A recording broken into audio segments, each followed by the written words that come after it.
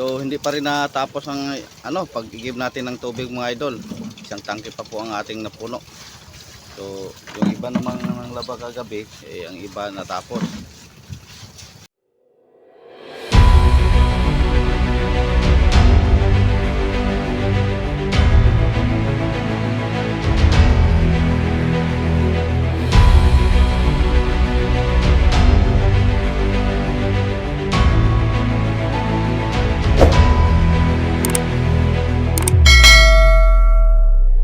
Ngayon po mga idol, andito na po tayo sa Igiban. Fast forward na po natin mga idol, di natin update sa daan. So ang daming bangka dito mga idol. So kakarating lang natin. So medyo madilim na po, mga alas 6, oras mga alas 6:15 ng gabi. So dun sa kabila mga idol, 5 bangka nag-igib ng tubig, tapos mayroong lansa.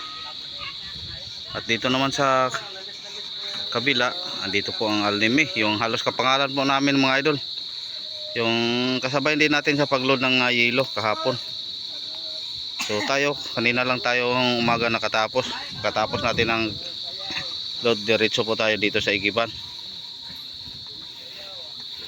So ayun, nagsimula na po ang ating mga kabataan na nag-igi, laba pa pala sila, yun ba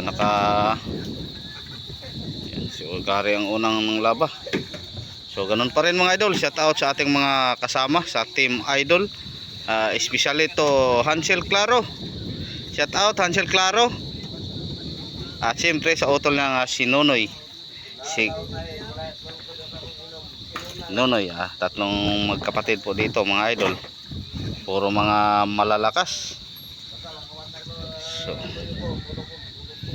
So medyo kakunti lang po ang ating tauhan ngayon dito sa Madirbot mga idol, dahil 3 tauhan po natin ang nagpaiwan sa tabi. Yung isa naggawa pa ng bahay, tinapos kanyang bahay. Si Mang Juan wala pala. So yung dalawa naman ay umuwi. So siguro sa susunod na sila na laot natin sasama. At ang bayaw naman dito nagluto ng para pang hapunan po namin. Si Wolverine pala nagdala-dala ng itak, kanyang itak na putol.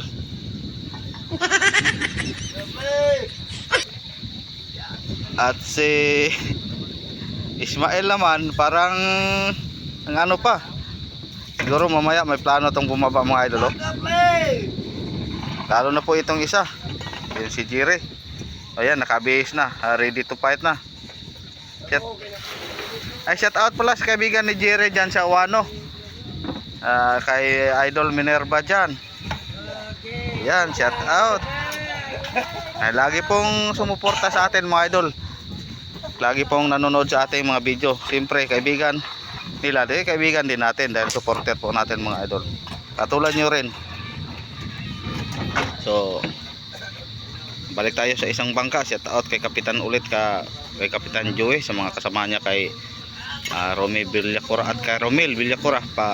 Kidala nyo rin mga idol ang si Romel Villacura, support din mga idol. So at dito naman si Buddy at si Idol B-Boy. Ayun, si Buddy nagpalamig na, at si Ado Kaloy parang 3 araw na itong ganito nabigo siguro sa pag-ibig mga idol.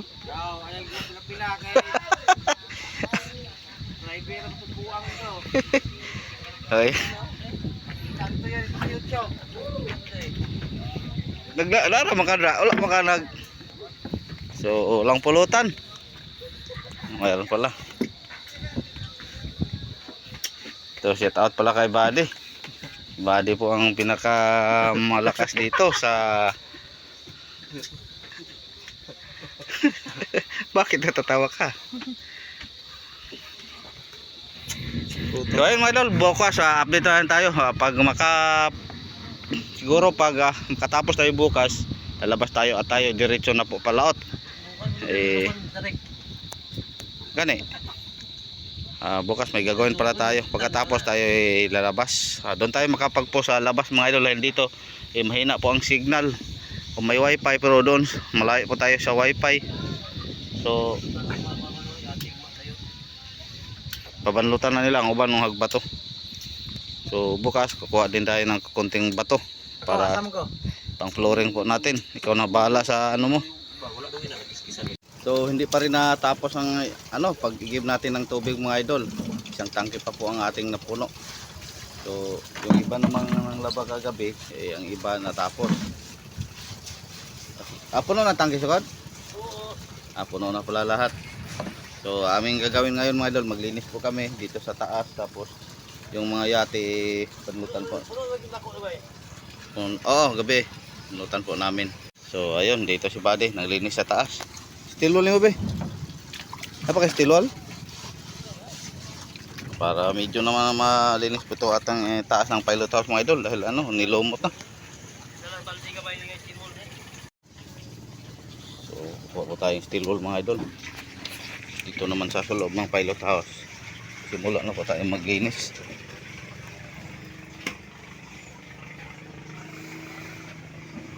Yung iba ng api pa. Oh.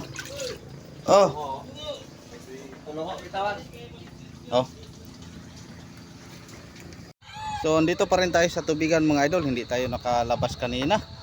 So bali isang araw na po tayo dito. Isang araw at kalahati. So kaninang umaga kasi ang lakas ng hangin. Pero lumabas naman ang ibang bangka. Kapon ang dami namin dito. So ayun.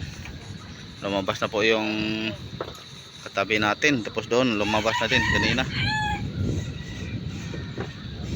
So buti na lang kayo ngayon mga idol, medyo kumalma. Pero mahinintay po kami mga idol. So kanina pala nag-ayos kami ng aming mga palatik. Yan, pinalitan po namin ng bolt. So dahil walang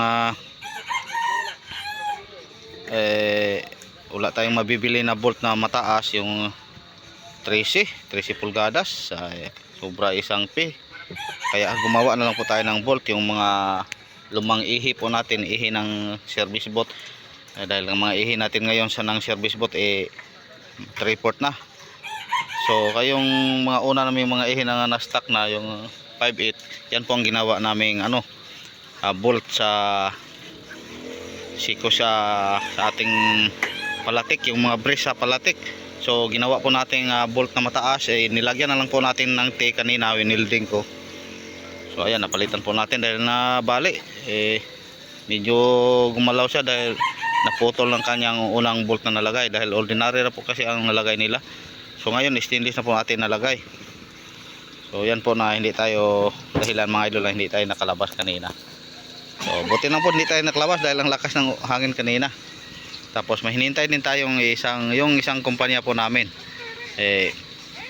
Nagpabili po ng maraming cutting disc dahil kanina dalawang cutting disc po ang basag natin sa paggawa natin. Pagputol ng mga stainless, ang tigas kasi putulin yung mga ihi mga idol, yung mga stainless kahit 5/8 lang. So nagpabili tayo, sabi nila ngayon daw sila makarating dito. So siguro bukas sabay na din kaming lumabas, o mauna ba kami. Bukas na umaga mga idol, sigurado tayo po ilalabas na. So ayan, maraming salamat pa rin sa inyong lahat mga idol, sa inyong walang sawang pagsuporta.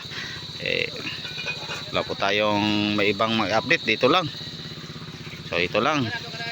So ito ang paligid pa rin ng Igiban. So may isang bangka pa lang nagpaiwan. Kapon hapon siya nakarating dyan. Pero doon tatlong bangka umalis na, pati doon. So tapos na rin tayo sa lahat sa pag-igib ng ating mga tubig, lahat tapos na rin ng laba. So ang iba naghanda na, si Master Atan, si Idol Atan naghanda na rin. So ang iba naman ayun, wala na. So si Carding Sungkit naman ni-repair ang kanyang service boat, pinalitan ng bagong kasko, ayan, nilagyan na ulit ng palatik. Si Idol Jackie naman naglinis ng nagpaganda ng kanyang makina, so yiluhan yun. So pati kanyang service boat ang ganda, wala kang makikita kahit isang dumi mga idol. Yan ang ano, mag-alaga ng service boat mga idol.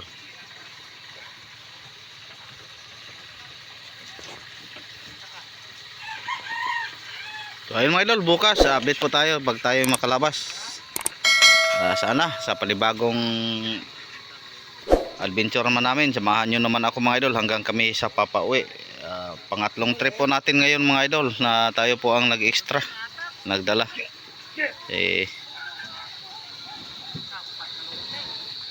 Sana ano na tayo. Uy, ang mga kabataan bumili ng mga pangpainit. So hindi sila bumaba mga idol doon sa tabi, doon sila mag-inom. Dito na lang siguro sila mag-inom sa bangka. Wala namang ginagawa, mas ayos po ito mga idol.